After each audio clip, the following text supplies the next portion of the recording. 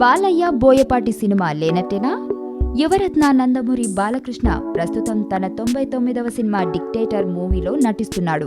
ఈ సినిమా తర్వాత బాలకృష్ణ తన కెరియర్లోనే ప్రతిష్టాత్మకమైన 100 సినిమాలో నటించనున్నాడు.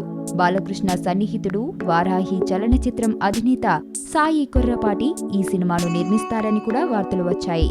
ఇటీవల గుంటూరు ఎంపీ రాయపాటి సాంబశివరావు కూడా ఈ సినిమాను సాయి నిర్మిస్తారని ప్రకటించారు. ఇదిలా ఉంటే ఇప్పుడు బాలకృష్ణ 100 సినిమాకు బోయపాటి దర్శకత్వం వహించే ఛాన్సులు లేవా?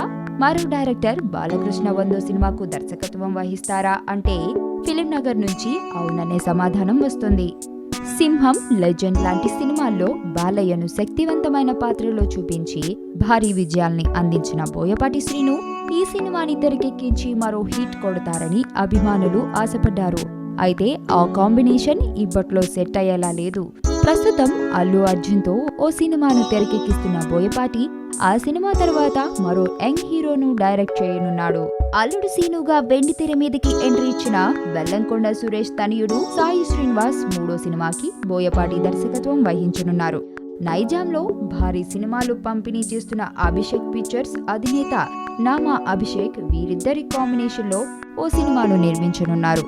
ఈ కాంబోలో తెరకెక్కే సినిమాతోనే అభిషేక్ పిక్చర్స్ సంస్థ నిర్మాణ రంగంలోకి అడుగుపెట్టనుంది. ఈ సినిమా అనౌన్స్మెంట్ కూడా జరిగిపోయింది. బన్నీ బోయపాటి సినిమా సమ్మర్లో విడుదల కానుంది. ఈ సినిమా తర్వాత ఏడాది పాటు బోయపాటికి బెల్లంకొండ సీను సినిమాతోనే సరిపోతుంది. ఈ లెక్కను చూస్తే బాలయ్య 100 సినిమాను ఎవరు డైరెక్ట్ చేస్తారు అన్నది $1 మిలియన్ ప్రశ్నగా మిగిలిపోనుంది. వచ్చింది కదా అవకాశం, ఓ మంచి మాట అనుకుందా, ఎందుకు ఆలస్యం, అందర్నీ రమ్మందా.